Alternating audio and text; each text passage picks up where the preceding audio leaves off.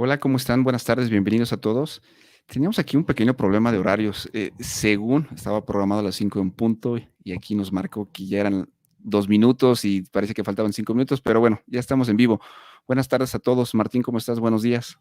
Hola, ¿qué tal? Buenas tardes para vos, buenos días acá. Muy bien, un hermoso día, especialmente tempranito para empezar a hablar de trenes. Sí, y algo muy interesante, el día de hoy vamos a empezar a ver una de las grandes tiendas, una de las, pues yo creo que de las pioneras. Vamos a ver muchos aspectos, su historia, dónde están y dudas que mucha gente después de, incluso en muchos videos nos preguntan, no sé si a ti te toque, Martín, que luego la gente te pregunta, oye, ¿dónde compraste y cómo lo compro? Y es seguro, las típicas preguntas que la gente empieza a hacer. No sé si te ha tocado tú en Sí, tu canal. sí, sí, por supuesto, es como, obviamente, necesitamos comprar material, necesitamos comprar cosas para el hobby y es difícil hoy en día, que es un mundo que todo es por websites y muy poco con casas de hobbies reales, como lo llamo yo, o de brick and Sí. mortar, como lo llaman ellos.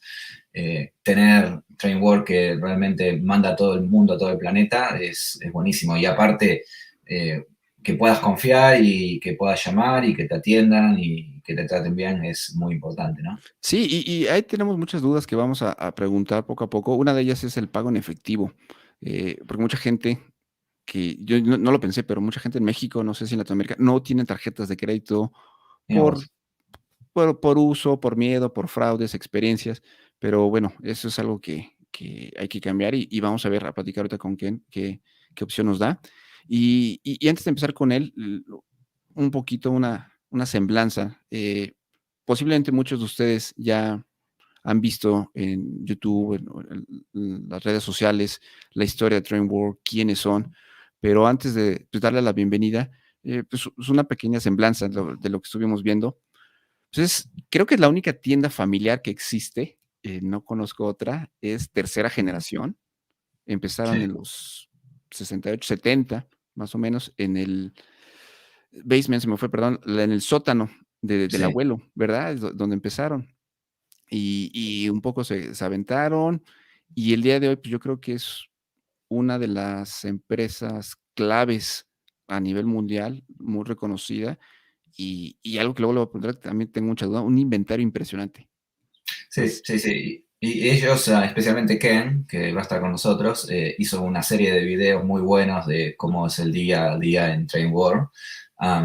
Lo único, obviamente, videos en inglés, y esa es la sí. razón que vamos a aprovechar esta oportunidad, que nos cuente de esa experiencia y que nos diga cómo fue todo, así podemos pasarlo al español para la gente que nos está mirando en este momento.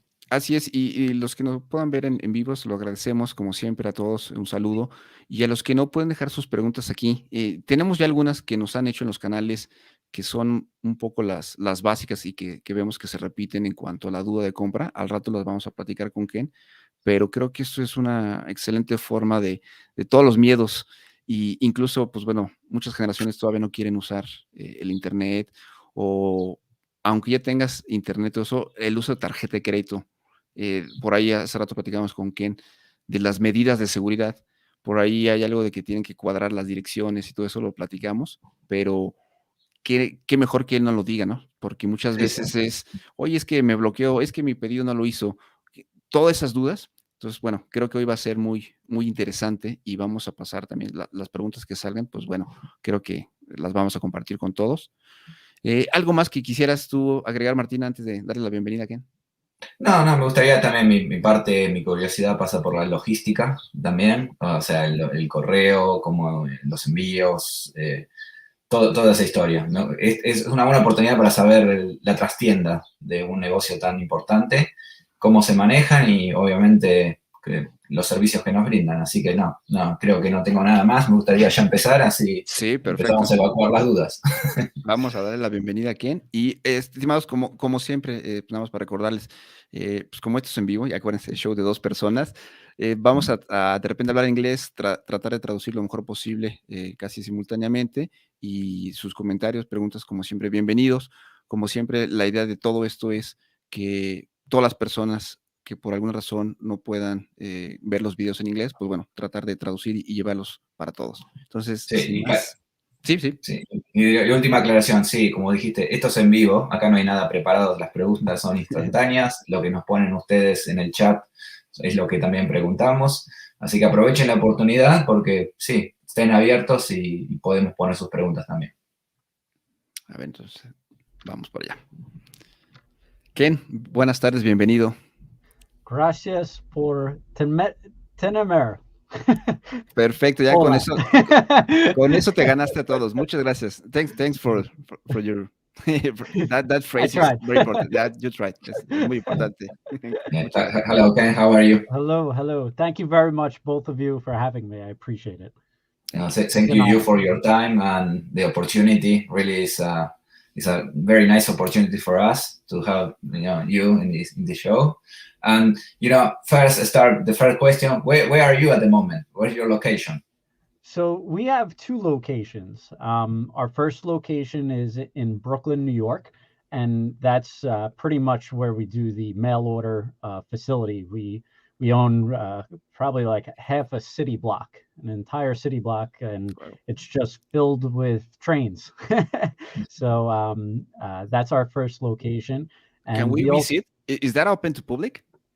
well, so for Corona, it is closed right Okay. now, but it was open for retail before COVID.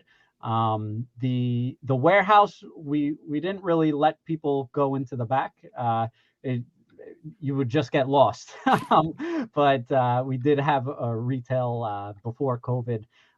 We do have our retail flagship, Trainland, and that's in Long Island, New York, and that's where I'm located now, and that's open for COVID right now.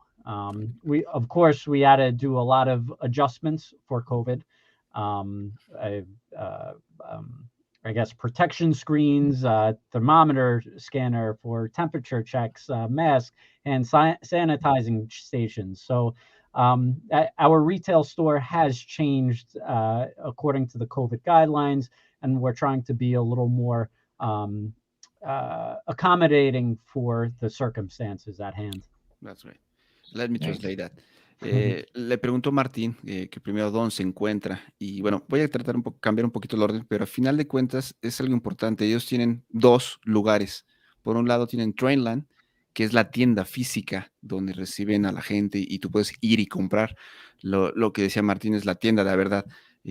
Ahí, y por otro lado, la parte de Trainworld, que está diciendo que tiene casi como una manzana, ¿no? Ahí en la Sí, parte correcto. de almacenes, que obviamente por las restricciones de COVID, o sea, no hay entrada, que normalmente es como el retail, la tienda de retail, pero ahorita, bueno, tuvieron que hacer algunos cambios, el distanciamiento, todas las medidas que se conocen a nivel mundial, pero realmente él ahorita donde está transmitiendo es en Long Island, en lo que le llamamos Trainland. Entonces, bueno, esto es importante porque mucha gente pensaba Trainworld, Trainland, si son Sí, diferentes, ¿dónde están? Entonces, Trainland es la tienda, exacto, ahí física, ahí tú vas y compras y a la antigüita, como a mucha gente le va.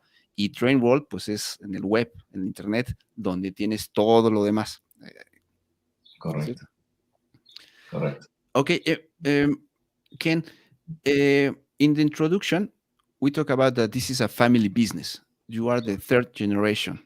Yes. And could you share how do you involve? Well, I believe that obviously from your father, but at some point, you need to decide, okay, I'm going to follow the family business or I will do my own business or something different. Right. Martín, let me translate. ¿Puedes traducir, Martín? Nada más la pregunta. Sí, sí, correcto. O sea, Eduardo quiere saber cómo fue la decisión de Ken para seguir la tradición familiar. Trainworld, Trainlines es un negocio de familia de generaciones y bueno, ¿dónde fue el momento clave de Ken para empezar con el negocio o continuar con el negocio, mejor dicho? Yeah, okay, Ken. Yeah, sure. So basically, when I was growing up, I was very involved with the business aspect, and even though my father encouraged me to do whatever I wanted, go in any directions you want, and if anything, you could always fall back. Uh, but I was always at train shows, at the store for the holidays, working. So um, working and the passion began at a very early age, and the same as with my other cousin Anthony, who's my right hand and partner with me. And so we've started at a young age. It began with my grandfather, and we actually went to train shows with my grandfather. Okay. And those were the best times and memories that we actually had of my grandfather, because as you know, any business, you have to work very hard, long hours. And so working with my grandfather was how we got to spend time with him, as well as, you know, my father. So each generation kind of brought something new to the table. And so with my grandfather, he started out with the retail store selling. With my father and Uncle Tony, they ran the mail order operations, where it was started by phone calls. And that was the beginning of the computer era, where they would people would dial up, call internationally as well, and we would ship from the very early ages of mail order, and that really got our solidified where we would ship all over the world. And as the newer generation, myself and my cousin Anthony came along, we kind of brought on the mail order internet side. And I always was trying different things. I was actually in finance before I came over to Trainworld, and it wasn't for me. My passion, my heart wasn't in it. I also went through the financial collapse, so it was a interesting timing. But I did well, but it wasn't what I really wanted to do. So when I did started working for Trainworld, we you know, it was only supposed to be temporary, and I told my father I wanted to try a couple of things, and we had a couple of things that we haven't sold in the retail store for a while. And I said, why don't we put that on the internet? And I would try one thing, and it sold. And then the other. And these were things in the retail store not a lot of people would come in for the store, but it just kept on snowballing from there, and it was amazing. That's great. Just give me a minute to translate, Sure, because sure. that's very interesting. Me ayudas ahí, Martín. Obviamente habló de la relevancia de su abuelo, que desde chico él asistía mucho a train shows, que es algo que, pues bueno, la gente que ha estado en Estados Unidos tiene esa oportunidad, asistir a train shows, el compartir ese tiempo con su abuelo, creo que fue algo que dice que realmente lo marcó. También al final nos estaba comentando que él estuvo en finanzas, debe tener alguna experiencia, que también sufrió en la parte de la caída financiera, pero dice que no era lo suyo, que realmente entró a esto por la pasión, porque era algo que le gustaba, y es algo trillado. Todo el mundo dice, sigue tu pasión y te va a ir bien, pero este sí es un caso. O sea, es uno de los pocos negocios que le va bien y está haciendo su pasión. Bueno, habló obviamente un poco más de la relación con su primo, las nuevas generaciones, y de cómo empezaron a tomar órdenes, ¿no? Y cómo evolucionó todo esto. Digo, platico un poco más, pero es lo básico. No sé si algo más me fue importante, Martín. No, que obviamente destacó que esa oportunidad de ir a los train shows con el abuelo lo marcó. Creo que es como decir, le voy a preguntar ahora, o sea, es el sueño de todo chico. O sea, te imaginaste, vas y entras a un train store y todo tuyo. O sea, debe ser alucinante. Así que le voy a preguntar esa experiencia. Sí, oye, antes que le preguntes, nada más, por ahí nos preguntaron, la tienda física es Long Island, en Nueva York, ¿verdad? Sí, Long Island for the Trainland, y en Brooklyn, donde está el store, donde hacen todo el shipping, pero el warehouse de ellos. Sí, perfecto. No, Long Island es donde tú puedes ir y entrar. Exacto. Nueva York. Adelante, tú pregúntale, y yo también luego tengo otra pregunta ahí de la parte de finanzas que me quedó ahí. A ver. Bien, bueno, por supuesto. Ken, the question, like I say, I think as a kid, I can imagine that opportunity to go into a store and play with trains. It's like a dream. So, obviously, you say your memory with your grandfather, but tell me, please, or tell us about the feelings. Like I say, you can go there. I don't know. I can imagine you can open any train, run it, test it. Tell us about that experience, please. So I'm not sure our coworkers appreciated me at a young age.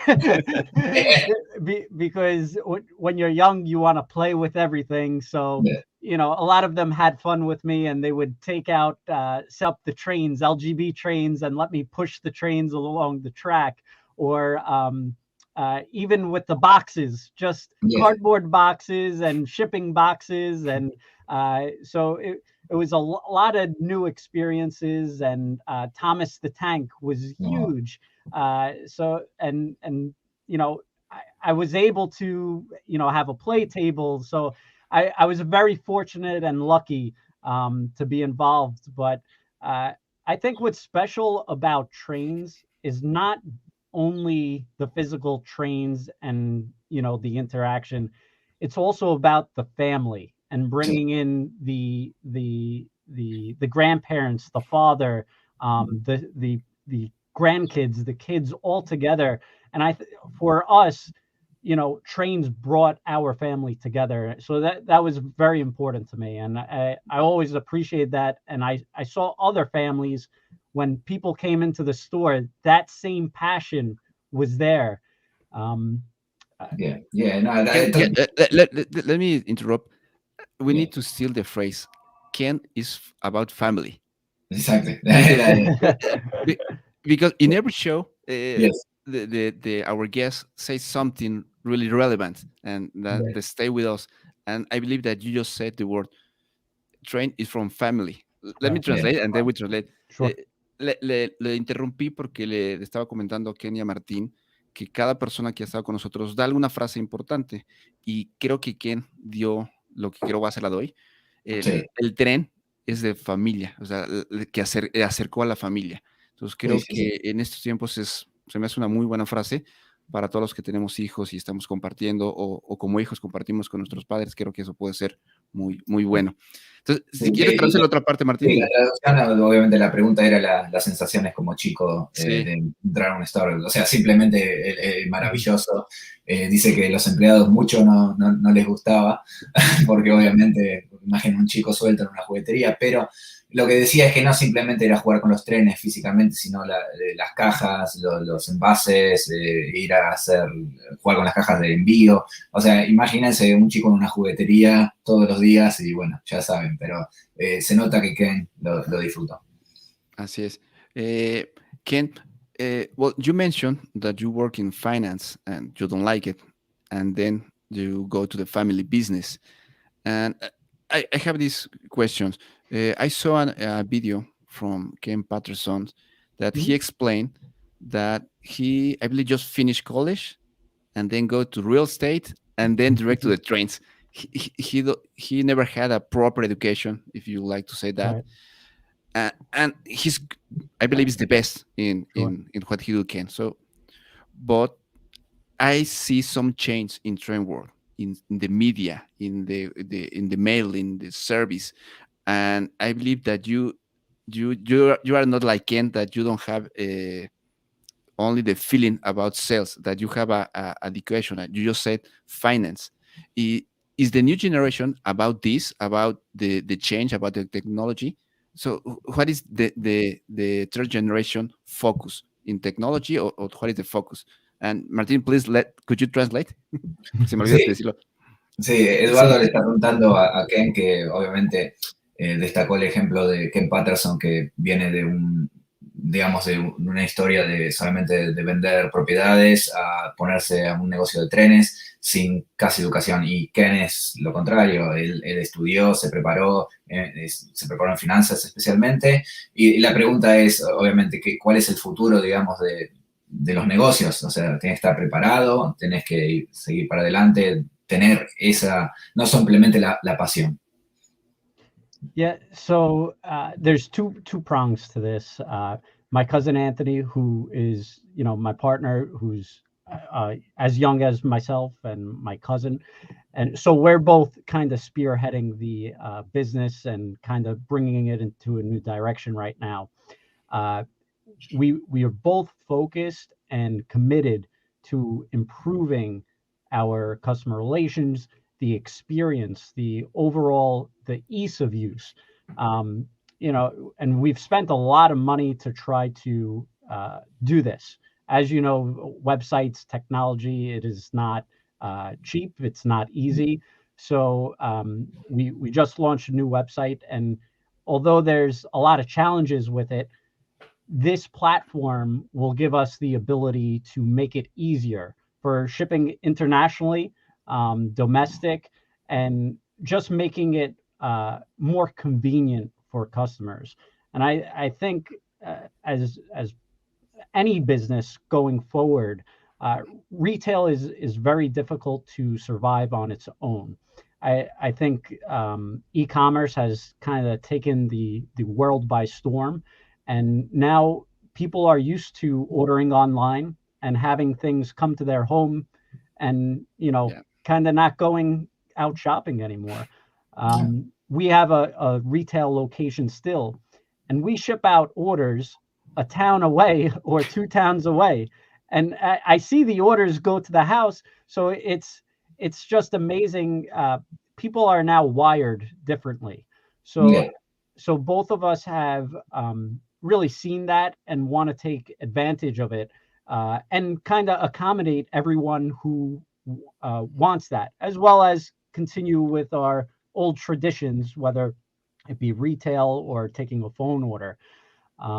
So there's a lot of different aspects, and we're doing our best to, I guess, balance both sides. And it's challenging. It really is, the e-commerce sector, and I believe that's why you don't see many hobby stores have great websites or offer international shipping, because it is complicated, and it takes a lot of time and investment in order to get it right. Yeah. Yeah, I think sorry. deja traducir porque fue mucho. Bueno, platicó un poco que con su primo Anthony, los dos llevan la relación La Vanguardia. Sobre todo estábamos resaltando la importancia del shipping a nivel internacional, que prácticamente ellos se han enfocado en estas mejoras, en crear una nueva web. Por eso, y estaba al final comentando que por eso muy pocas tiendas tienen un buen sistema de internet que sea amigable, que sea más fácil. También estuvo comentando que al principio ellos piensan que el mantenerse, pues yo creo la innovación, por ahí en los negocios dicen que lo único constante es el cambio, y en tratando de resumir lo que dijo Ken, creo que su primo y él, Anthony, su primo, están haciendo esta evolución, ¿no? ¿Cómo piensas, Martín? Sí, más sí, allá de... yo le quería continuar de la pregunta, porque obviamente yo creo que hay con el shipping hay dos cosas que una cosa es para la gente que vive en los Estados Unidos, y otra cosa nosotros los que vivimos afuera de los Estados Unidos. Y ahorita lo tocamos, tengo un slide preparado, ahorita le voy a parar porque eso pero, o sea, lo quiero enganchar con el sentido de que él habló de por qué la gente elige comprar a 3 cuadras o de la ciudad y no ir a comprar. Probablemente es un factor de tiempo, pero es lo que le quiero enganchar, es el momento perfecto para hacerle esta pregunta. Ken, I was listening what you say about shipping. Obviously, there is a big difference for people living in outside the US and, the free shipping, for example. People have free shipping advantage, and obviously today we are super busy. We don't have time to go to the shop. There are a lot of reviews on internet, so you can see the model, so you don't need to go to the store and check it because already somebody did it for you. Right. So for us, people living internationally, like I say, our biggest problem is the shipping. People living in Australia, we have now the problem with the tax. That's another question I would like to ask you at the end. Yeah.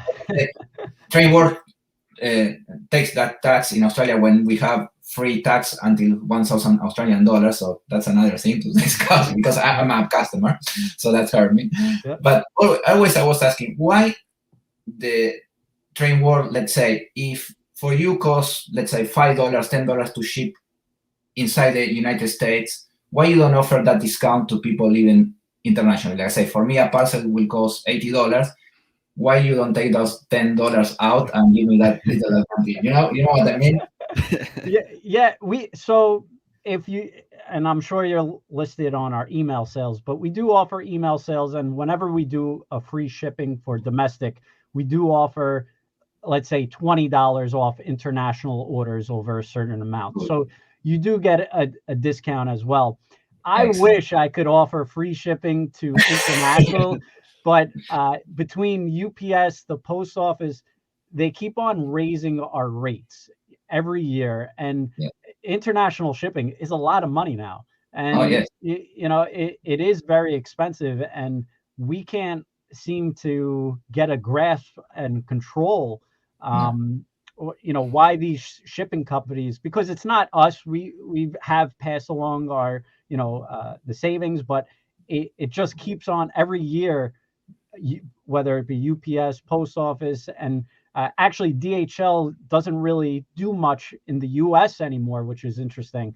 But so it's tough. I, uh, I guess along with the Australian GST. So there's a lot of countries now that have been sending letters to American businesses. Yes, correct. And unfortunately, they want us to collect money on their government's behalf. Yes. Yeah. So That's impossible. it's very difficult. I'm not sure if you want to catch up. Ya, Yeah, dile no, si quieres. ¿Traducís vos, Eduardo? Sí, no, tú vas, adelante. Ok. No, yo el tema de la pregunta era por qué, obviamente pagamos más correo porque el shipping internacional es mucho más caro y obviamente sería una locura pedirle a un shop o Trainworld que nos haga un free shipping, es imposible, lo sabemos. Entonces la idea era si ellos hacen un descuento con lo que le descuentan a los clientes domésticos. Y sí, Trainworld lo hace, eso es muy bueno. Y también el otro punto de discusión, que es que los gobiernos de ciertos países le están pidiendo a las tiendas hacer la colección de taxis o de impuestos. Cuando uno compra, te recargan un 10% extra y esa plata obviamente Trainworld se la manda, en mi caso, al gobierno de Australia. Lo interesante del tema es que no todo el mundo hace eso, y lo interesante es que el gobierno de Australia, en este caso, ofrece 10% free ante $1,000, pero lo obliga a Trainworld a cobrártelo de todas maneras. Es una cosa, es una locura. Y obviamente el otro punto que decía Ken es que obviamente el shipping cada día está más caro, es una realidad, lo sabemos, y ellos hacen lo mejor que pueden, pero bueno, obviamente hay un límite. Yeah. Sí. Okay, yeah. Oh, sorry. Just to keep on going with the taxes, it is unfortunate because a lot of people before weren't, taxed with the extra GST. But I think a lot of these governments now, and it's not just Australia or America, it's a lot of these world organizations that they just want a piece of the pie. Yes. And they're making it very difficult on businesses to collect that. And that's part of the new reason why we needed to improve our website, because collecting, accounting Yeah. for the money, paying the, Australia, the UK, it's very difficult. And I'm afraid that a lot of the smaller businesses, if they don't keep up with the technology and the investment, it's near impossible to have all your records, and to then now you have to hire a financial officer just collecting and receiving and paying online. So it's very difficult. And I wish, Martin, if you have someone over there could stop collecting, that would be great. Well, Ken, the funny thing, and this is that, you're doing the right thing, okay? You're following what the Australian government is asking you. Right. But there are many businesses like you, they don't do that. And the other thing is, when you receive the parcel here, like I say, if under the $1,000, right, they don't charge anything. So that's, I can see a problem from Trainworld, like you're doing the right thing, and that's unfair for you, because like I say, for me to buy, why I will buy for you if I can buy the other shop? So I can understand. 100%. And that's also happening in the States as well. So a lot of these in America, the states are collecting taxes now. And so certain companies, they're enforcing this and sending out letters. And some companies, if you only do one shipment or two shipments to the country, they can't keep track. So Yeah. it's an unfair advantage if you do keep up. And so it's tough. It's you know, unfortunately, uh, if we get a letter, we can't not listen. And you know, I don't want to mess around with Australia. Not So now. yeah. Let me translate to continue. Sure. Dándole seguimiento, quien estaba mencionando que muchos países están exigiendo a empresas americanas que ellos cobren los impuestos del país, ya sea Australia o algún país de Latinoamérica, y que después se lo manden, pues, me imagino, a tesorería. Algo que es realmente irreal, algo que me trae a mí la mente los 70s, cuando eran épocas cerradas, cuando en México teníamos que traer cosas por debajo de la mesa, que en México le llamamos fayuca. No sé si, ya luego les explicaré qué significa fayuca, pero los 70s eran economías cerradas. La idea de un libre comercio, pues no es lo que está pasando. O sea, Ken menciona que por eso la importancia de tener un website nuevo, ágil, diferente, que afronte todos estos desafíos. Y pues bueno, al final estamos hablando de cuenta que no es justo, ¿no? O sea, No es uno como justo. consumidor, o sea, todo que estás gastando y luego tengas que pagar doble o en algunos casos triple, es muy complicado. Digo, en el caso de Australia, el shipping, ni quiero saber cuánto es. ¿Cuál es el mínimo de shipping? Nada más para saber Australia, para que no se No, espanten los de México. En México, el mínimo de shipping son $50 promedio. sí, Y pues ya, lo sufrimos, pero un poquito de comercial, incluso comprando en Estados Unidos, pagando shipping y pagando impuestos, es más barato que muchas veces conseguirlo en México. Entonces, sigue siendo la mejor opción comprar en sí. línea. Y oye, traigo aquí tres slides que quiero compartir para que son preguntas técnicas. Hace rato le preguntaba a Ken que si le parecía bien. Me dijo que sí, porque hay mucha gente que tiene duda. Digo, hay mucha gente que nos escucha que compra y ya sabe y perfecto y PayPal y todo, pero hay Sí. muchos que le decía que o no tienen tarjeta o no saben cómo pagar y de hecho ahorita por ahí están haciendo la pregunta de Sí, PayPal. hacerlo en PayPal, sí. Entonces, déjame poner son 3 slides y ahorita vamos a continuar con otras cosas. Déjame, ya ves que aquí tenemos que hacerlo manual todo, no tenemos productor. Entonces, déjame ponerle esto.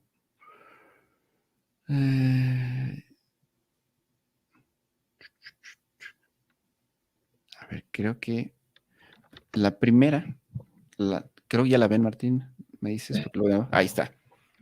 La primera es la nueva imagen, que es lo que ya platicamos.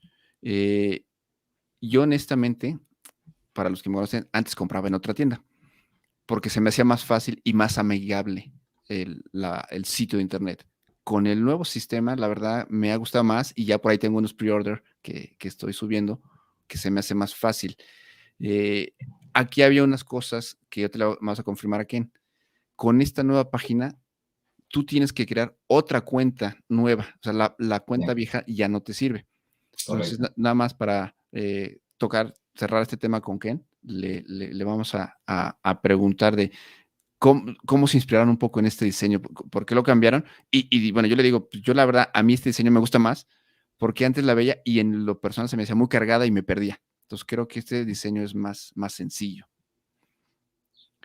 Okay, we just talked that this is the new website and that I like this very much because the old one, personally, I feel that there were a lot of information and sometimes I feel lost in when I was looking in different menus.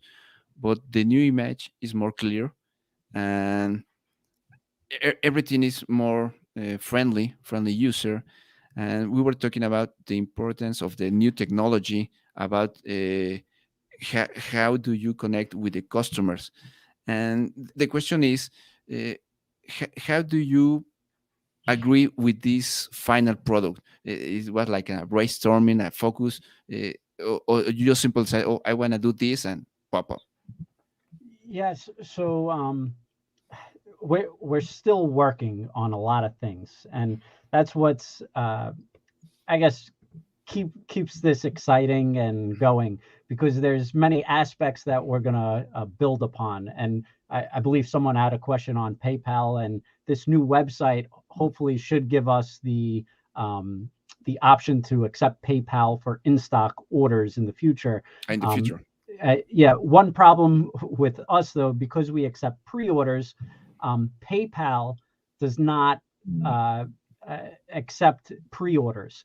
So that's kind of the challenge, but we have a workaround that hopefully we will launch in the next couple of months.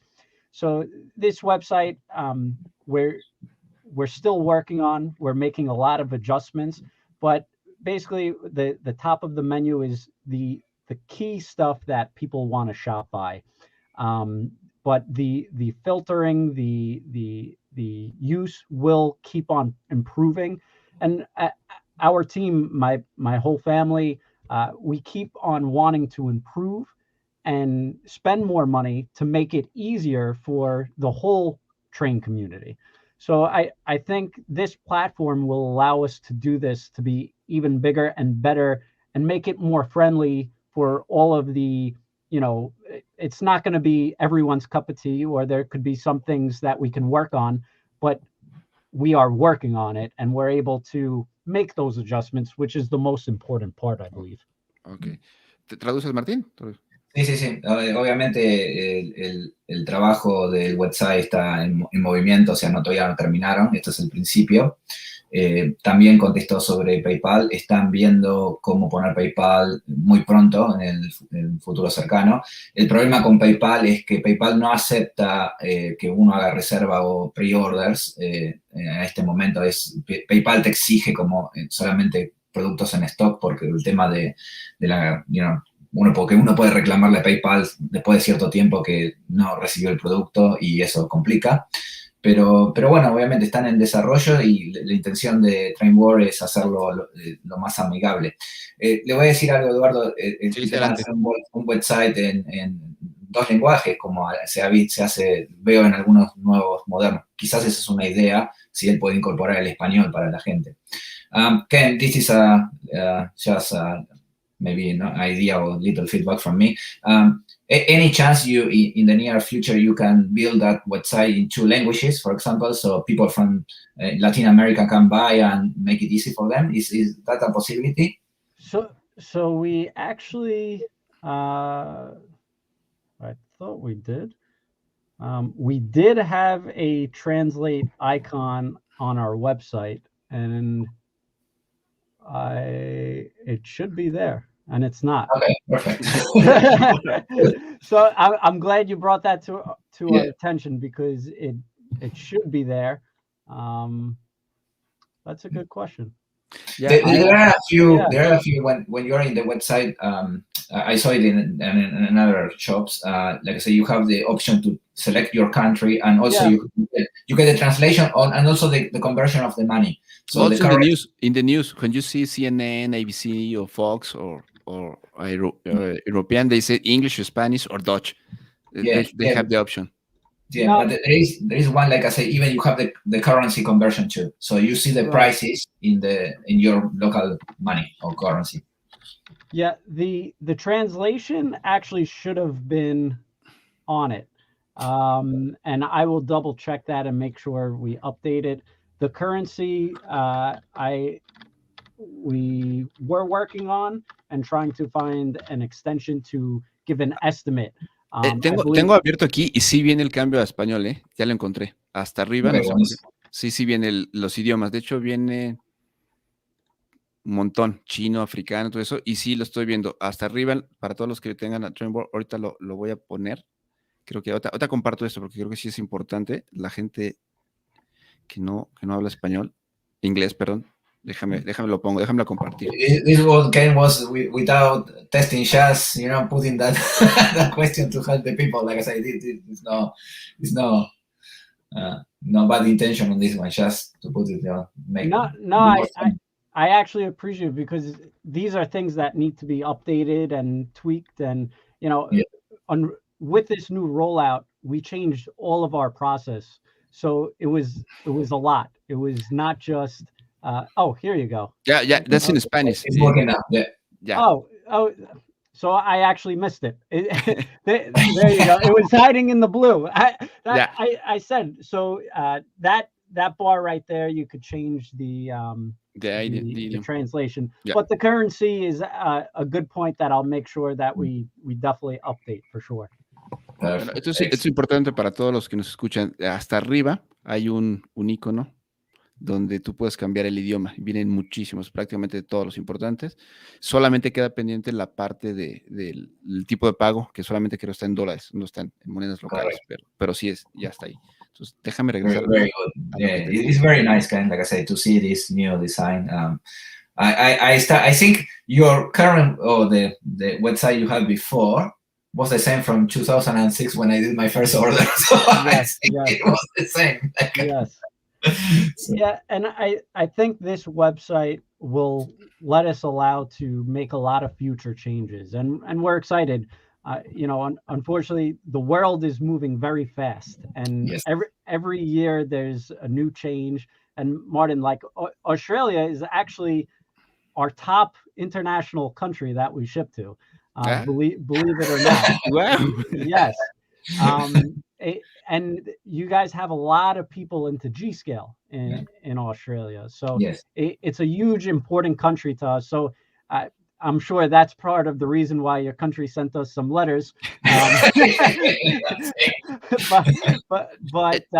But we need to make these adjustments and changes. So it's always good to speak to the customers sometimes. So I always try to answer the feedback when I do get it. And some of them we can adjust and fix, and I always take it to heart. And that's the great part of being in this hobby. We could Yeah, keep on yes. building and tweaking. So Yeah, we appreciate that. and it is very important, like you listen to and you give this opportunity to talk, because as a customer is to have this chance is very important. Let's say for everyone. Right. I can, let's say, after the show, because this is more based to Mexico or Latin American people. I say I can give you a few feedback from Australia customers, like we love. So, but anyway, that's a different conversation. Right. La siguiente pregunta que quiero hacer va enfocada a una de las dudas que has leído mucho a través del tiempo. Cuando tú te registras, pones una dirección para tu factura, una dirección para tu shipping, y tu tarjeta de crédito pues, trae otra dirección. Ahorita le voy a preguntar a Ken si tienen que ser exactamente las mismas o puede haber diferencias. Porque mucha gente dice, oye, es que yo no tengo tarjeta. Entonces, alguien puso una tarjeta con una dirección, pero la dirección de envío es otra. Y me dicen, oye, me bloquearon la cuenta o no sirvió. Para todo esto hay una razón. Ken, previamente platicamos un poco. Y ahorita lo que queremos que nos aclare es cómo es esto. O sea, tiene que ser la misma dirección en los tres casos que están viendo en pantalla o puede ser diferente. Ken, adelante, perdón, Martín, ¿sí? No, y te digo que a mí me pasó, agregando ese caso, yo iba a viajar a los Estados Unidos y quería enviar las cosas a la casa de mi hermano y no pude. O sea, también le puedo comentar eso, pero Sí, pregúntale. yo quiero lo mismo con un pre-order que tengo, pero bueno. Ken, I believe that we talk about the address that for security reasons, you told me that it should be the same with the billing, shipping, and payment. Is this correct, or could you explain us? Yeah. So for a first time order, if you're international, we hope and we would like the first time order to have the billing and shipping address the same. The reason for this, unfortunately, there's a lot of fraud internationally. And if the billing and shipping address is not the same, the credit card company will not reimburse or give the I guess the e-commerce company anything. So if we do ship, let's say, $1,000 train for a first time order and the billing and shipping is different, they could say they never got it, or it's a phony credit card, and we're kind of out that money. So I think that's Eduardo and Martin, you could speak there. There's not so many companies that ship international. Correct. So there's a few specialty, that try to ship all over the world and kind of have gotten a routine. Because of this fraud, unfortunately, it makes it more difficult for certain people who truly are interested and want the product, a little harder. But that's kind of why we ask for the first time around. If once we build a reputation and you're a great customer like Eduardo or Martin, you could change your billing and shipping if you need it shipped to a different address. But for the first time around, we generally prefer if it's Okay. the same until we build a reputation and it's a trust on Yeah. both sides. Yeah. Let me translate because this is very Sure. important. No. Para todas las personas que van a comprar por primera vez o empiezan a comprar, prácticamente lo que Ken nos comenta es por seguridad. Si la dirección de factura y de envío son diferentes, cuando llega a haber un fraude de que enviaron un tren de $1,000 y el cliente puede decir que no lo recibí, la tarjeta no responde porque son diferentes direcciones. Lo que nos dice que si eres de las primeras veces que vas a comprar en la tienda, tiene que ser igual tu factura y tu envío. Una vez que ya tengas una relación, que haya un historial de compra, dice que puedes empezar a hacer solicitudes de cambio, que tu dirección a lo mejor de factura está en Argentina, o en Colombia o en Chile, pero te lo envían a un P.O. Box de Estados Unidos, ¿no? Pero eso Correcto. es con tiempo y ya una vez que tengan más experiencia, ¿no? Correcto. Buenísimo. We already talked about PayPal, that, well, right now you don't accept. But what about cash? Do you accept cash? Le estoy preguntando que, bueno, de PayPal, que ahorita todavía no, que en un futuro. Le estoy hablando de efectivo. Obviously, I mean cash for the internet, not for Trainland. Yes. I believe there's some application called UPay that gives you a code, and then you go to the 7-Eleven and you pay in cash and you receive the wire. Is that possible for you? Are you? Well, we do accept U.S. money orders, or checks. So if they do send it that way, I'm not sure about that specific app or payment method, but we do accept U.S. money orders. If you have a different billing and shipping and want to send a U.S. money order, then we know it's valid. So we Okay. do accept that. Yes. Buenísimo. Le pregunté del efectivo, que mucha gente nos ha preguntado que no tienen tarjeta de crédito. Dice que de momento ellos aceptan money orders o cheques y los envían.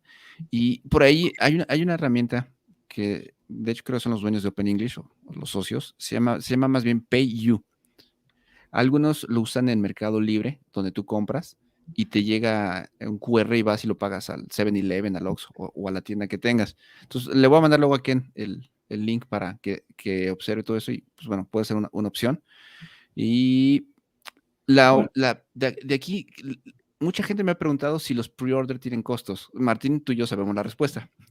Sí. Pero realmente es hacerle la pregunta a Ken y decir qué se necesita para hacer un pre-order. Porque mucha gente dice, oye, ¿cómo hago un pre-order? Me cuesta todo esto. Ken, finally, pre-order. Many people ask, how much do I pay for the pre-order? Do I need to pay it right now? How does it work? I just said that Martin and I were used to use pre-order, but could you explain a little how simple is to make a pre-order? Sure. So the greatest asset for Trainworld, and a big reason why a lot of people shop with us, is because when they see an announcement and they see the train and they the manufacturer wants to highlight it, people get excited. They want to make sure that they receive that train, because a lot of times the train may sell out. It's hard to get a hold of. So with the Trainworld pre-orders, you can order online at $0. So we don't charge you at the time of the pre-order. And then when the item comes in, then we will charge you the amount. So it's at time of shipment, because I think, and some other companies, may do it differently, but it wouldn't be fair to the consumer if we charged you, the full amount and you had to wait 2-3 years sometimes to Yeah. receive that model. So we don't take any money. We actually ship as when we get the item in and your item is reserved, we ship it out. We're actually one of the only industries in the world that does this method. And this was a big issue with our website and trying to figure out how to accept pre-orders with $0 down.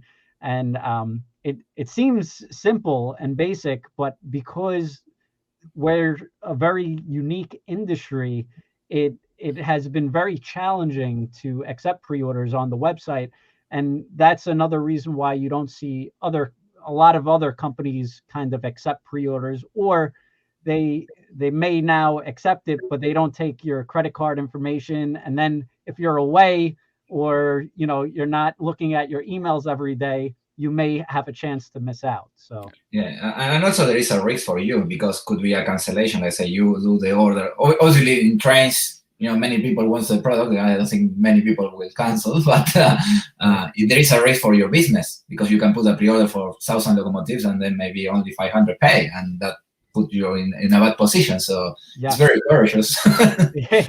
Yes, there are times where people cancel. So a store is taking a chance, but at the end of the day, it's about trust and a relationship. And most people, if it's reasonable, they usually give it a reason and is fine. It's no issue. A lot of people, maybe one year they run into a hard issue or they can't afford that. So it happens from time to time, but it's okay. It's okay. That's good. Let me translate. Al final de cuentas, pre-order es creo que la clave que estaba comentando Ken, que es uno de los éxitos de la tienda. Ellos no te cobran en el momento, o sea, ellos realmente te van a cobrar hasta que llegue el producto a la tienda y lo envíen, que a veces es un año o dos, que eso ha sido un gran reto para ellos, porque ellos dice que se pareciera muy sencillo, pero tecnológicamente diseñar el website, que para esto es importante, necesitas una tarjeta de crédito, la pones como respaldo y tomas tu pre-order, pero no te carga nada, se queda ahí. De hecho, ahí tengo una cuenta en pre-order, está en cero, pero en el momento que les llegue, en ese momento lo envían y es cuando te cobran. Y dice que obviamente ellos corren el riesgo, que pues, en un año pasan muchas cosas, y últimamente lo sabemos, y pues muchas veces hay cancelaciones, entonces ellos piden a lo mejor 100 o 1000 máquinas y al final nada más venden 500, entonces dicen que ellos tienen que correr con todo esto. No sé si me faltó algo más, Martín. No, dijiste todo y le quiero preguntar, salir un poco ya de la parte dura del negocio.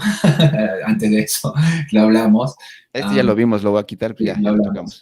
Le quiero hablar un poco del tema de COVID y lo que hicieron ellos con las fábricas y los shows en vivo, para ir ablandando un poco y pasar a la parte más amena. Perfecto.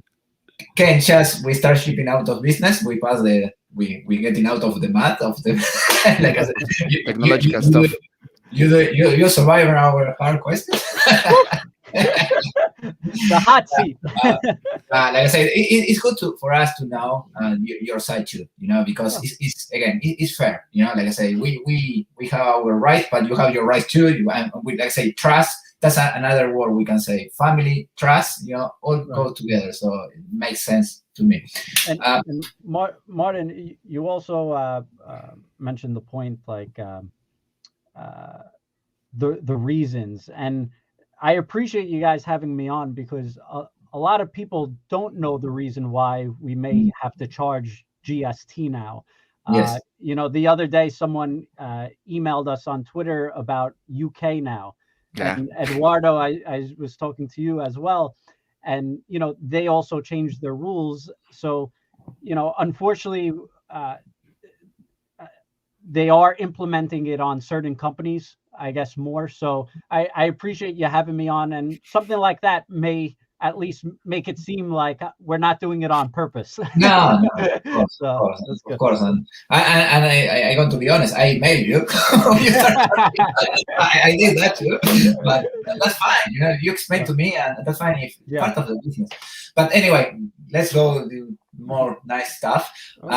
One thing I want to always say to you, especially personally now I have the chance, what Trainworld did during COVID-19.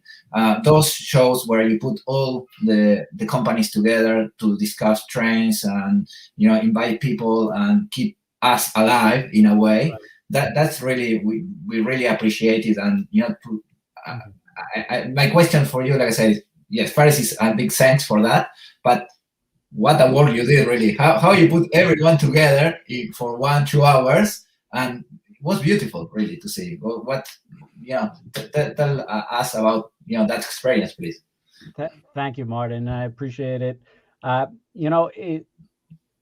Because of COVID, a lot of things changed. And unfortunately, with retail, it was very difficult. Our stores were closed for a long time, retail-wise, but people still wanted to learn about trains, play with trains. They were at home, so now people had a little more time for trains. So the interest was there, and fortunately, Trainworld is a little more technological savvy than other locations or stores. So we were able to put on a couple of shows, and just one after another, people from all over the world attended, watched, learned, and all the manufacturers were in awe, excited. Some of these shows had well over 1,000 at one time throughout the whole show. It was unbelievable on Facebook Live. So gigantic numbers for the train industry. And a lot of these manufacturers actually started to begin to see that and wanted to participate more, come on the shows, and also now do it themselves. And so it's a really good feeling, and nice to share trains with the world. And I think even just with one show, and now you see your show as well, this YouTube show will be broadcasting across the whole world. Everyone can see this, and so it's the industry has definitely changed, and it's a great thing for the hobby. Whether it's my show or a competitor or your show, it's very good and healthy for the model train industry. A lot of manufacturers a couple of years ago were saying model trains, it's a dying hobby, but it's not. We just had to reinvent ourselves. And what both of you guys are doing is amazing. And I appreciate all your efforts, because what you guys are doing is spreading the word of model trains, why it's such a great hobby, how to if you're in Mexico or Australia, how to purchase or make it easier for the buyer. Or I saw you had some other manufacturers on your episode, just teaching them about the manufacturers. So the internet has just been amazing to get the word out about model trains. So Very nice. ¿Traduces la mitad? Bueno, sí, nada, la pregunta que yo le hacía es, Trainworld hizo un papel muy importante cuando tuvimos la pandemia, y especialmente Ken organizó videos con las fábricas de los trenes, puso a todos juntos para hablar de trenes y mantener el hobby vivo, porque obviamente a los negocios como él los afectó la pandemia, como a todo el mundo. Y él dijo una palabra clave, la industria del hobby se reinventó. Y creo que fue muy, muy bueno el cambio, porque usó Internet para transmitir a todo el mundo lo que hoy en día, y él destacó, y agradezco sus palabras, que lo que hacemos nosotros es desparramar el hobby por todo el planeta. Es muy bueno, y creo que esto es una de las buenas partes de Internet. Sí, realmente hubo un cambio muy fuerte. Salió también por ahí la NMRX, que hacen, pero ya también creo que mensualmente hacen sus clínicas, y pues bueno, tratar de buscar otra forma, desgraciadamente pues, por la situación que vivimos, pero el punto importante creo que es la tecnología, la habilidad de adaptarse Sí. a un nuevo mundo. Creo que Trainworld va a la vanguardia. Yo me acuerdo que alguna vez me uní a los primeros que hicieron en Instagram con un software diferente era simplemente compartir tu layout y con tu celular, dices, ay, mira, esta es mi maqueta, pero todo en Instagram. Después ya cambiaron a un software más sofisticado y pues bueno, el día de hoy estamos aquí y la verdad algo muy interesante. Oye, Martín, ahorita por aquí alguien hizo una pregunta que normalmente hacemos al principio y se nos olvidó, porque ya nos pasamos a la parte técnica y ya como dices, estamos en la parte más amena.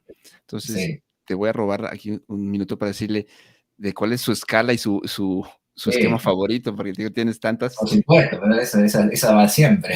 Sí, sí, aquí lo teníamos, pero nos fuimos directo al shipping y taxis y otras cosas. Bueno, obviamente. Sí. Era más importante. Así es. Ken, we usually have a question for our guest. I believe this is going to be really difficult for you, but what is your favorite scheme and what is your favorite scale?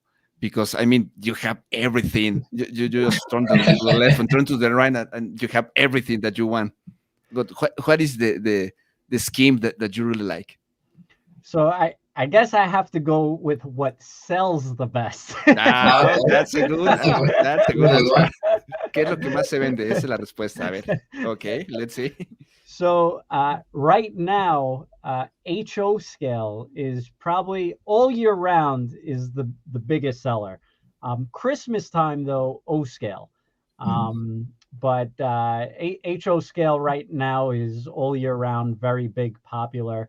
And Union Pacific, big boys. Big boys? Big really boys. Expensive. Yes. In your face, Eduardo. And people all over the world, yes, Union Pacific, the big boys are very popular. Let me say this in Spanish because this is shocking. Sure. No, it's true. Union Pacific. Lo que más se vende es HO, que eso ya lo sabíamos, pero lo que sí me llama mucho la atención es que las Big Boy, y lo digo porque, pues, bueno, para los latinoamericanos la economía es un problema como siempre, y las Big Boy pues son bastante complicadas en cuanto a dólares, pero dice que es lo que más se vende. Entonces dije, déjame interrumpir porque tengo que decir eso en español. Union Pacific, HO y Big Boy es el top. Okay, it was like a shock, Big Boy. Well, Ken, my first order in 2006 through the website was a precision craft Big Boy from your there store. You go. Wow. When it arrived, I think I'm going to say it was my fault. I didn't plug it very good, and one of the little wires got out, and I didn't have skills to fix it on time, so I sent it back to you. Okay. I paid that postage, but you paid the return postage, so I got it back. So yes, Big Boy, and this is true story. So. Well, so I should have picked a different engine. but it's a true. It's true, and like I say, that's the other thing. That's the two faces of the coin. Like I say, yes, I receive with a problem, but then you fix it. So that's good, at the end, and we're talking 15 years ago. So right. I have memory. Yeah. But any company, whoever makes a Big Boy, it sells out so quickly. It's amazing. And Eduardo, Ferromax is very popular, and it just every year we keep on selling more and more. And actually, I on our back order report the last month, Athearn is coming out with some with two new schemes. Like in Mexico, we call Coca-Cola scheme because it's great and red, and also in Mexico we call pitufas because they are blue. Because Smurf is like a cartoon. In Spanish, Smurf is pitufos. So in Mexico, that blue engines, I believe Athearn is EMD SD40. Right. They are in Mexico we call pitufas, but they are the new release from Athearn. Yeah. And the caboose, they're making a caboose for Roundhouse from as well. Ferromex. That's my pre-order. That's my pre-order for the next year. I actually had to buy everything from Athearn, so I wiped them out because it's so popular. It's anytime I see a rail, I see this surge in numbers recently, and I feel like in Mexico it's people maybe are seeing the trains more. And Eduardo, you could tell me, but I've definitely noticed over the past 5 to 6 years where we've had to really increase our numbers. And there was a run on Walther's mainline rolling stock maybe like 3 years ago where it was like impossible, and I was scrambling to get more. And we couldn't believe this road name, and because generally we sell more American trains, but it seems like Ferromex and That's a quick answer. Union Pacific is part of Ferromex. They are the same. They are in the same group. I believe it's 5149. But Union Pacific and Ferromex are together.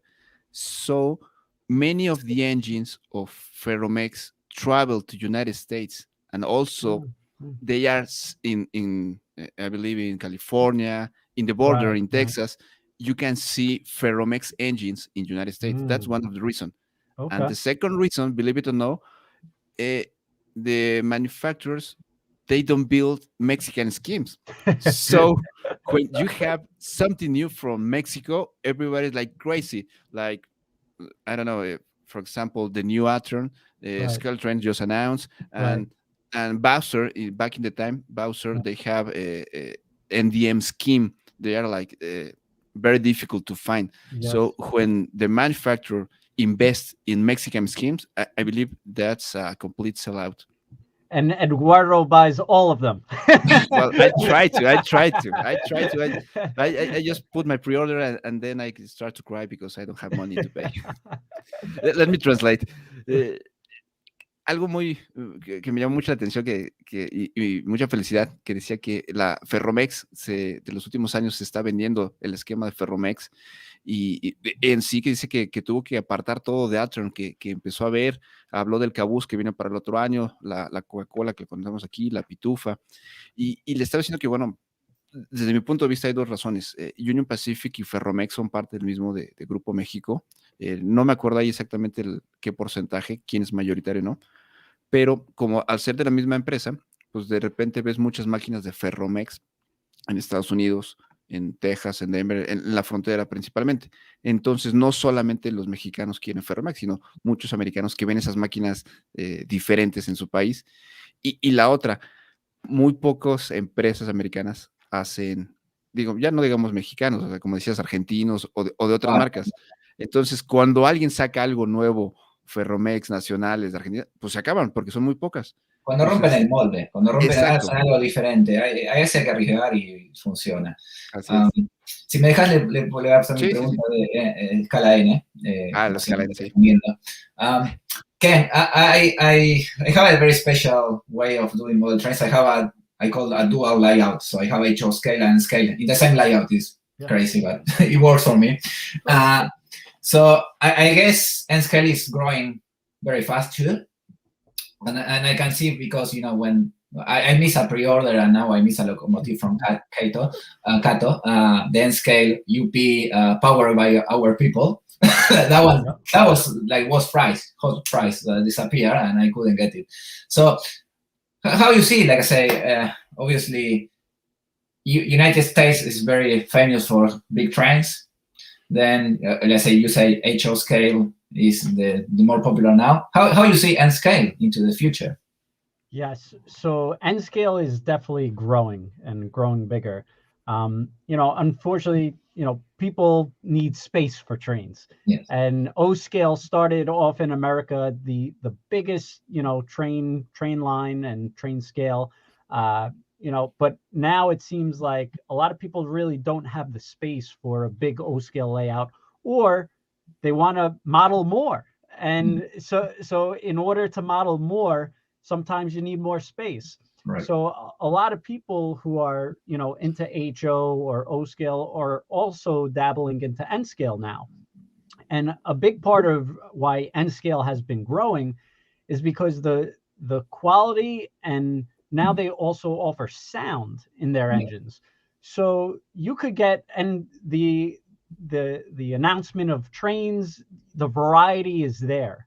So a lot of manufacturers are investing in a lot of tooling, reinvestment. So you see a lot of manufacturers pushing for N scale now, and the demand is there.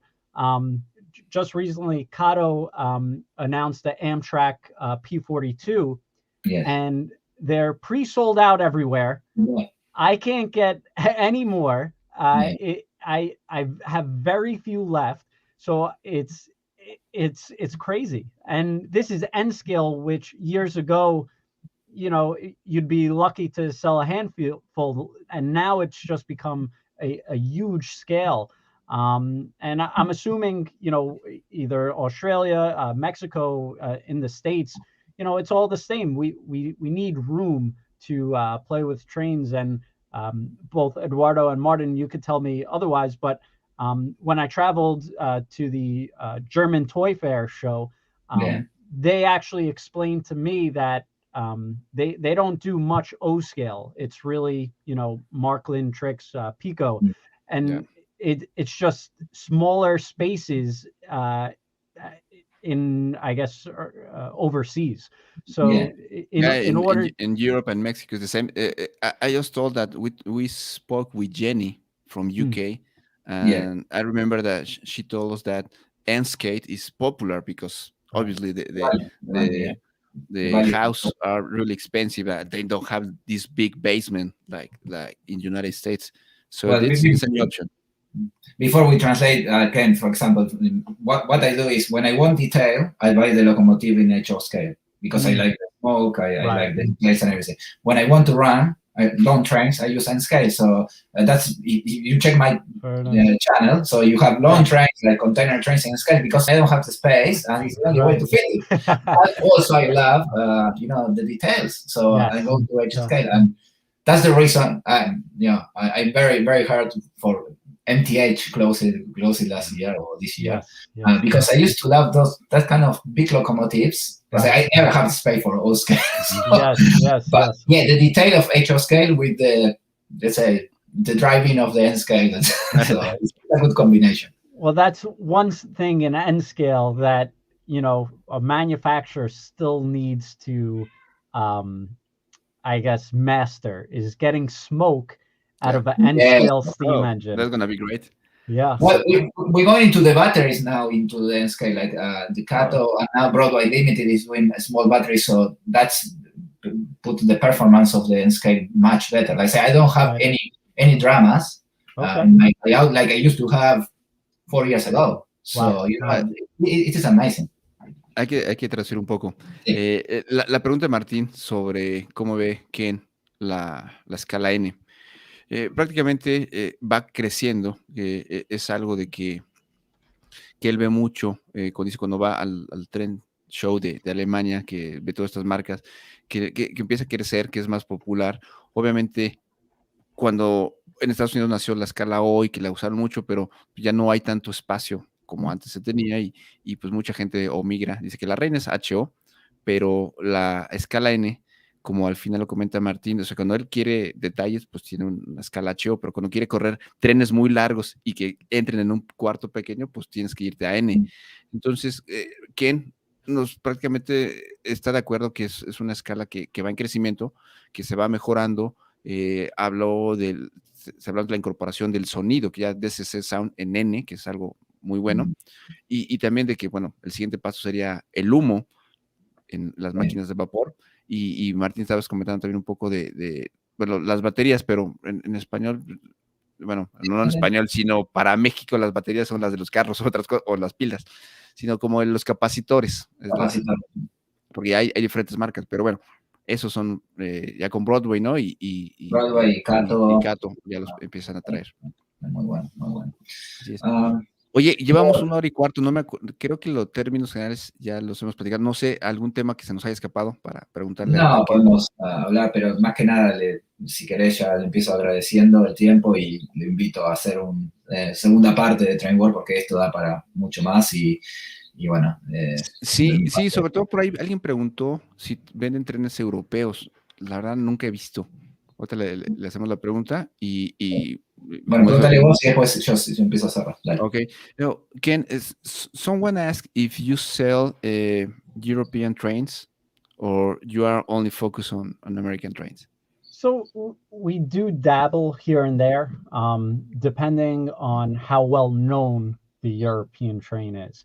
So if it's the Renfe or the ICE train, different trains around the world that are more known, we definitely will carry.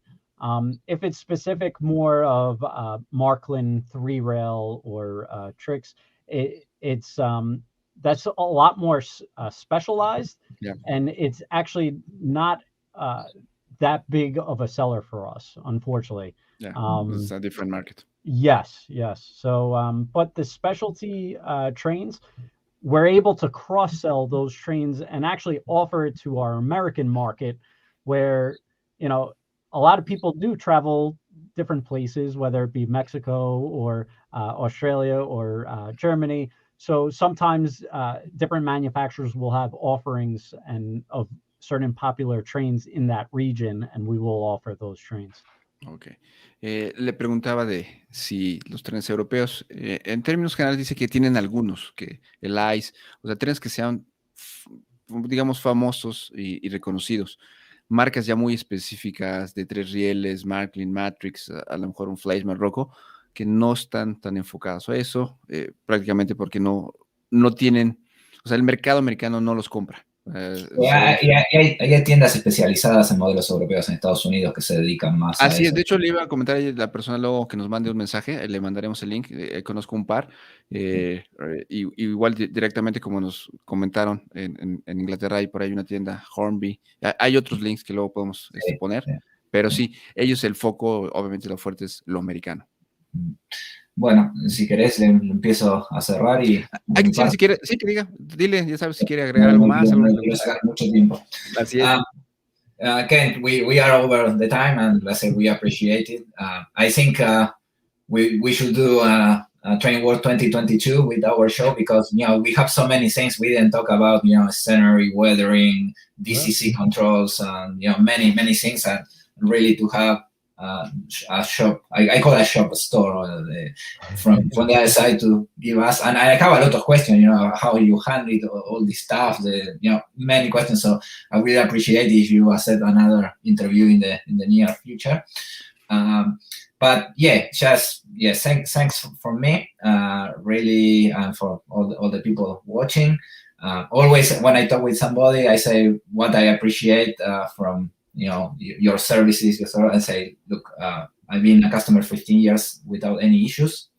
The best thing I bought from your store was the MTH scale Sidewise sets. I took advantage of your offer last year. I love them. I don't know why people don't buy those things. They're amazing. So thank you for the Sidewise discounts. Yes. Good. I'm glad. But yeah, really, I really appreciate it. And also, always, we don't ask for money here. We don't ask for anything. We ask for you to share what we do here. And when you talk with any other company, like I put an example like Cato, we would like to share what they do, or Batman, or anyone they are interested to talk with us, and we spread the word, as you say in Spanish. We appreciate your help on that if you want. But yes, big thanks, and it was a pleasure. And the other thing, I love it, your shows, when you show to go to the store and show your real life. That was fantastic too. Thank you, Martin. Also, let me see this first in Spanish and then in English. Sure. Siempre nos preguntan, ¿dónde puedo encontrar bueno, bonito y barato? En México le decimos las 3B, bueno, bonito y barato.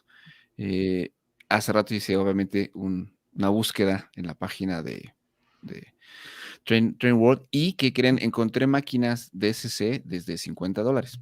Sí, hay buenas ofertas. Hay muy buenas ofertas.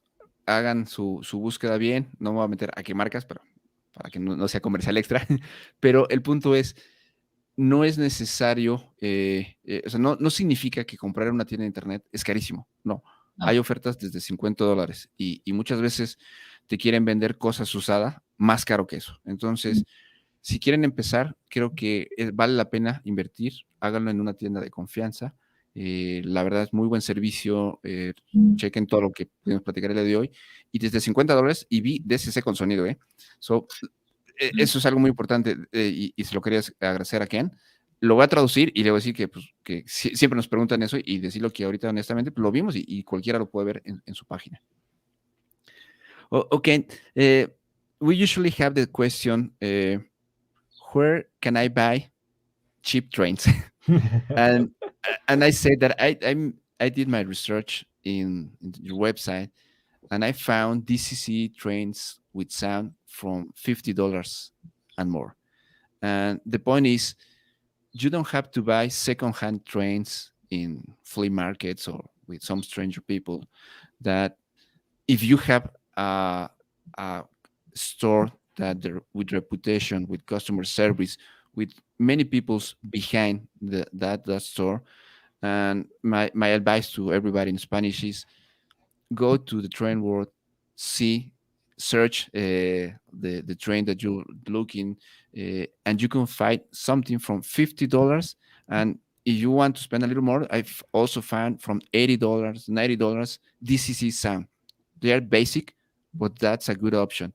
And we always make that recommendation.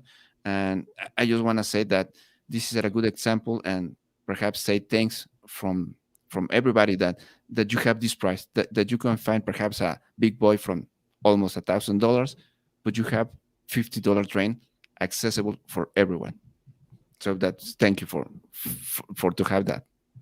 Well, thank you very, very much, Eduardo and Martin, for having me on tonight. It was, I don't know, I love these things. I had an excellent time talking with you, and we could probably talk logistics and shipping for Yeah. another 5 hours. Yeah, So, it's a so big I, topic. I'll take you up on 2022, and I'll take you up. I will pass this along to another manufacturer. So you just give me a name, and I'll try to make it happen.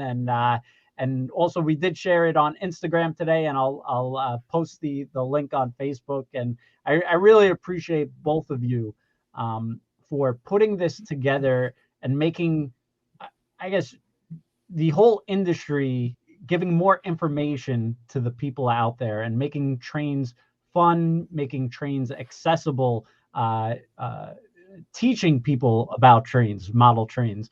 So it's really important that the industry has great advocates and sponsors like Eduardo and Martin. So if you're in the chat, please give them a thumbs up or a like, and a great positive comment to Martin and Eduardo for putting this together, because they're doing this because they enjoy model trains, and they're not doing it for money. They're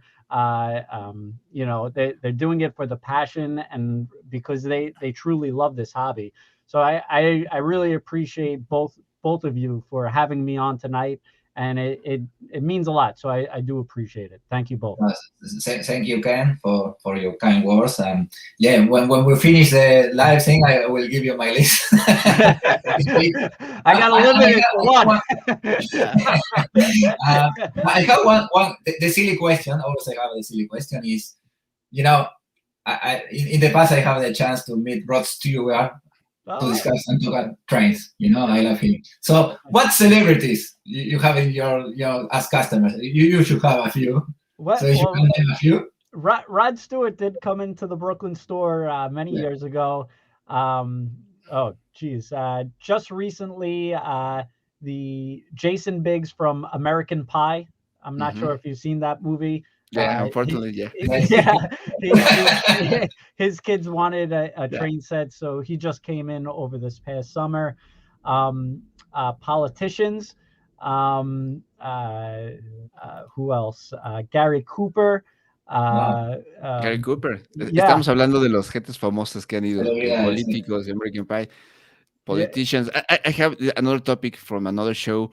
Remember a few years when President George Bush died, the 4141 engine, it was like the golden trophy, and I saw offers on eBay for $1,000, and everybody wanted to buy that engine. But that's from another topic. But that you said politicians, I remember that time. Yeah, it's amazing. It seems like the train industry, it touches everyone. And whenever anyone comes into the store, it always starts with my father or my grandfather or my family had a train set around the tree, and or they had it in the basement, and they want to now start that hobby. So whether you're you know, anyone who's famous, I'm sure they've had it in their lifetime, but it really is amazing. But a lot of the Sopranos, mafia members, football players, because we're in New York, a lot of football players from the Jets came by. It's amazing being located in New York. A lot of people. That's a great opportunity. That's a Yeah. great opportunity. And I guess Frank Sinatra too, I guess, because he used to be a big one, and I watched video from his layout when he have it. Yeah, So he was very big into trains. I gotta ask, my grandfather has passed away, but I'm sure somehow he who knows, maybe he came by. But Tom Schneider, Tom Schneider.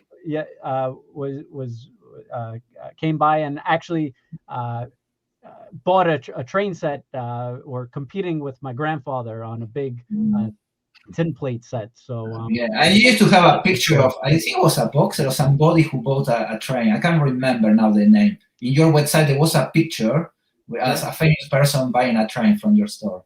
Yeah, it's I don't know. Many people. There's a lot. He was very, very one. Yeah, that's okay. But no, good. Okay, that's a silly question. Muy buen cierre. Le preguntamos de celebridades y hablamos de varios, y políticos y futbolistas y toda la importancia, pero creo que una de las frases que nos vamos a quedar y compartimos, hay que hacer nuestro libro de frases antes que se nos olvide. El tren es acerca de la familia. Entonces, es poner junto a la familia, y Ken lo está haciendo con su primo, lo heredó de sus padres y de su abuelo. Entonces, pues bueno, es una nueva forma, ¿no?, de relacionarnos, y espero seguirlo compartiendo. Y creo que sí, la historia de todos empieza, mi papá tenía, mi abuelo tenía o algo, y de ahí crece. Entonces creo que pocos hobbies como este. Ken, muchas gracias. Thank you very much.